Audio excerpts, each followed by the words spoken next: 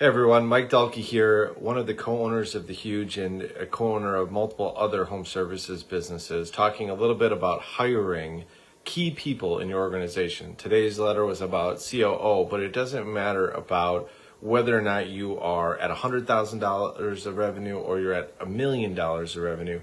The same principles apply. 3 mistakes that have led to principles for us in hiring people. The first is we always want to hire somebody who's managed a similar sized business or worked in a similar sized business, especially at the key manager or leader positions, maybe not so much on the tech side. The reason for that is they come from the corporate rigid background. They don't really do good in the flexible gray areas of the entrepreneurial world. They're concerned with IT departments and HR departments. We're concerned with the next client and just making sure we get through the day sometimes. So we want people that have been experienced in entrepreneurial companies, not corporate companies. Big one for us. The second one is looking at people's track records. We've made a lot of mistakes of listening to the words people say. We've looked at their resumes. We've talked to their pre-selected reference checks.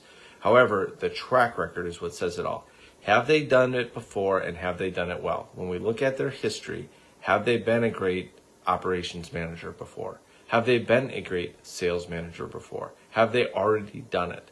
I haven't been a great sales manager before, so I don't have the ability to train on it. So I need somebody who already has that skill set and I can just get out of the way.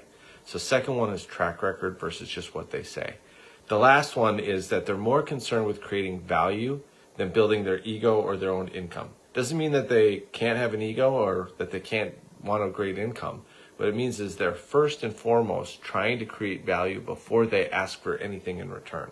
So they want to grow the organization. They don't want to just swell their personal ego. They want to do the things that make the business successful, not just themselves personally successful.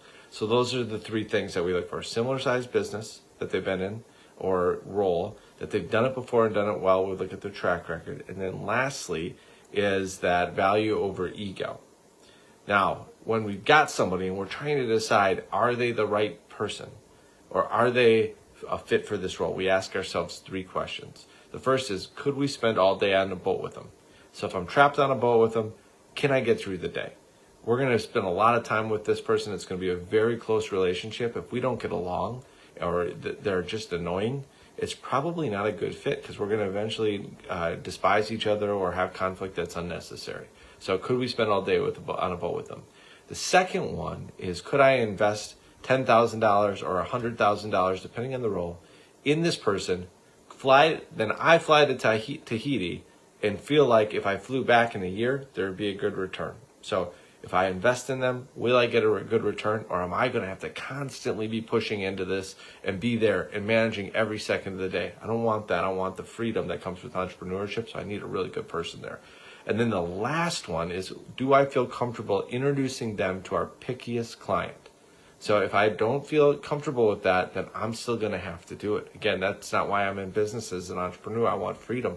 I don't want to have all the conversations with the tough clients. I want somebody else who can do that as well. So again, can I spend all day trapped on a boat with them? If I make an investment in this person, leave for a year and come back, would I expect a good return? And then lastly, if I was to introduce them to my pickiest client, would I feel comfortable with it? That is our 3 good principles that we've learned from our mistakes, and then the 3 questions we ask to make the decision. I hope that's helpful in all of your hiring, and God bless.